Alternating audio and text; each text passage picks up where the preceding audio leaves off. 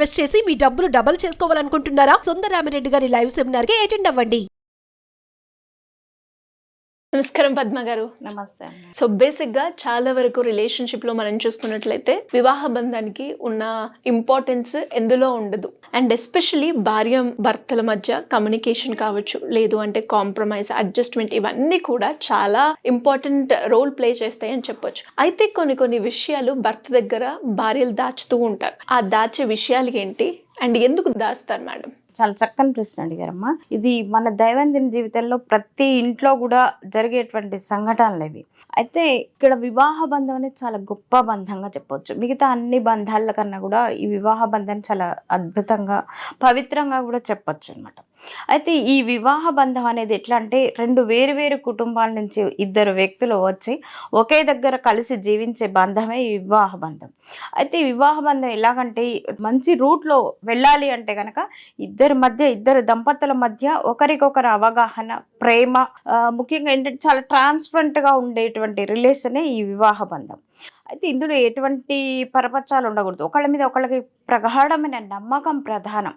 నమ్మకంతో నడిచేటువంటి ఈ బంధమే వివాహ బంధం. అయితే ఇలా కాకుండా కొన్నిసార్లు ఏమవుతుందంటే, ఇప్పుడు భార్యలు భర్తల దగ్గర కొన్ని విషయాలు దాస్తూ ఉంటారు. అవి ఏంటి అంటే, ఒక్కొక్కసారి ఏంటి అంటే వాళ్లకు ఇష్టాలు ఏవైతే ఉంటాయి అంటే శారీరక పరమైనటువంటి, లైంగిక పరమైనటువంటి ఇష్టాలు అయితే సహజం. దంపతుల మధ్య ఉండేటువంటి ఇది మెయిన్ రోల్ అనే చెప్పొచ్చు. ఈ లైంగికమైనటువంటి, ఇప్పుడు సృష్టి నడిచేదే దీని మీద కదా. సో ఇది ఇంకా కూడా ఈ రిలేషన్ అనేది కూడా దృఢంగా, మంచిగా, బలంగా నడవాలి అంటే మటుకు ఖచ్చితంగా ఈ విషయాల్లో కూడా చెప్పుకుంటూ ఉండాలి, ఒకవేళ భార్య చెప్పలేక ఏమైనా సిగ్గుపడుతున్నా కూడా భర్త ఇలా ఉండాలి, నీకు ఎలా ఉంటే ఇష్టం, ఎలా ఉండాలి, నిన్ను ఇబ్బంది పెట్టేటువంటి సంఘటనలు ఏమైనా ఉన్నాయా అంటే బెడ్రూమ్ విషయాల్లో కూడా అనేది కనుక మన అంటే ఒక ఫ్రెండ్లీగా ఇతను నడుచుకుంటూ వెళ్ళినట్టయితే తను ఫ్రీగా మూవ్ అవ్వగలుగుతుంది అనమాట. అలాగే కొంతమందికి ఏంటంటే ఫ్రెండ్స్తోని అంటే ఫ్యామిలీతో కన్నా కూడా, అంటే ఫ్యామిలీతో వెళ్ళటం అదొక సరదా, సంతోషం.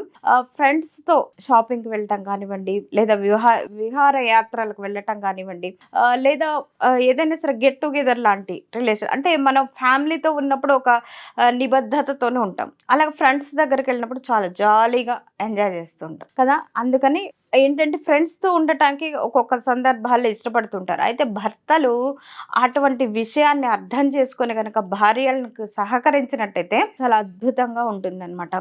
అలాగే మరిన్ని విషయాలు చెప్పుకోవాలి అంటే, గతంలో జరిగినటువంటి ప్రేమ బంధాలు ఏవైనా ఉన్నట్టుంటే, రిలేషన్స్ ఏదైనా అంటే అనుకోకుండా, ఇప్పుడు వివాహం అవ్వటానికి ముందు ఏదో తెలియని కొన్ని రిలేషన్స్ అనేది ఏర్పడటం ప్రతి మనిషి జీవితంలో తారసపడేవి. కానీ అవి కాకుండా భగవంతుడు రాసినటువంటి ఈ వివాహ బంధం కంటే ఒక స్త్రీకి ఒక పురుషుడు అనేది రాయడం జరుగుతుంటుంది. కాబట్టి భార్యాభర్తలు అవుతారు. అంత మాత్రాన అప్పుడు జరిగిపోయిన విషయాన్ని ఒక రకంగా చెప్పుకోవడం మంచిదంటాను నేను.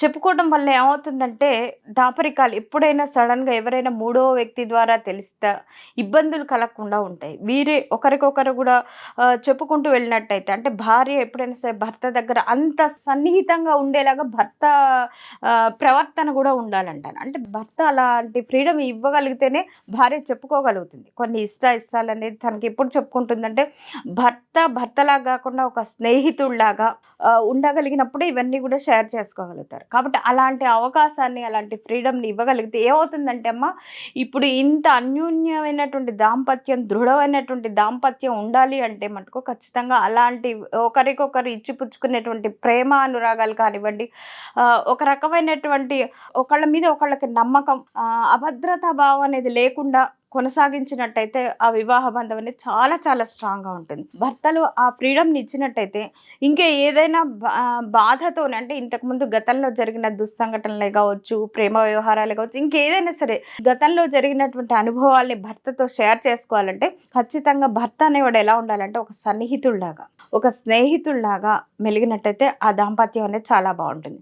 అంతేకాకుండా ఆ దంపతుల్ని చూస్తే ఎలా ఉండాలి అంటే ఆదర్శంగా ఉండాలి. 10 మందికి ఆదర్శంగా ఉండాలి. అలా ఉన్న దంపతులను చూసినట్టయితే ఏమవుతుందంటే వాళ్ళ సంతానం అయినా సరే అబ్బా ఇలా ఉండాలి, మా అమ్మ నాన్నలాగా ఉండాలి, నిజంగా మేము ముందు పెళ్లి చేసుకుంటే ఇలాగే ఉండాలి మేము అన్నట్టుగా పిల్లలకు అనిపిస్తుంది.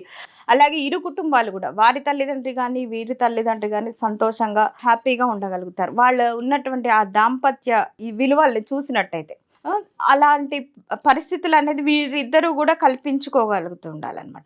అలాగే ఏంటంటే గొడవలు ఎక్కువగా జరిగినట్టయితే ఎక్కువ రోజులు కొనసాగించకుండా దాదాపుగా నా దృష్టిలో గొడవ కావడం అనేది మంచిది. ఎందుకంటే ఒకరి అభిప్రాయాలు ఒకళ్ళు తెలుసుకోవడానికి చాలా ప్రధాన వేదిక అనే చెప్తాను నేనైతే. ఎందుకంటే ఇప్పుడు మామూలుగా చెప్తాను నాకు ఇది ఇష్టం లేదు, నాకు ఇది ఇష్టం అని చెప్పినప్పుడు అప్పుడు కన్నా కూడా ఏదైనా సరే గొడవ జరిగినప్పుడు నాకు ఇది ఇష్టం లేదని చెప్పాను కదా, నాకు ఇది ఇష్టం అని చెప్పాను కదా, అప్పుడు చెప్పినటువంటి మాటలు దృఢంగా ఒకరి నుంచి ఒకరికి మైండ్లో కూర్చుండిపోతాయి. కాబట్టి గొడవ జరగడం అనేది మంచిదే, ఒక తీపి గుర్తుగానే చెప్పుకోవచ్చు. ఆ గొడవ అనేది ఎలా ఉండాలంటే ఎక్కువగా కొనసాగకుండా వెంటనే దాదాపుగా ఉదయం గొడవ అయింది అనుకోండి సాయంత్రం కల్లా అది క్లియర్ అయిపోవాలి. రోజుల తరబడి ఉన్నట్టయితే ఇద్దరి మధ్య అభద్రతా భావం, ఇన్సెక్యూరిటీ ఫీలింగ్, అలాగే చిరాకు, కోపం ఇవన్నీ వస్తాయి. అలా ఉండొద్దు. చక్కగా భార్యాభర్తల మధ్య జరిగినటువంటి గొడవలు ఏదైతే ఉంటాయో వెంటనే సమసిపోయేలాగానే ఉండాలి దాదాపుగా.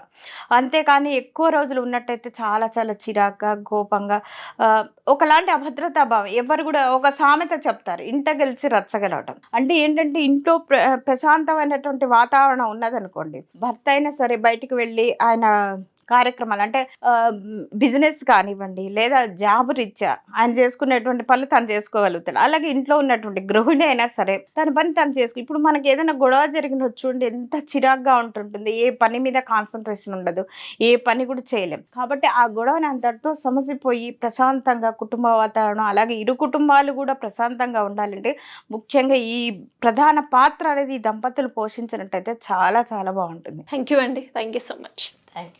సుమన్ టీవీలో మీ పర్సనల్ అండ్ బిజినెస్ ప్రమోషన్స్ కోసం కింది నెంబర్కి కాంటాక్ట్ చేయండి.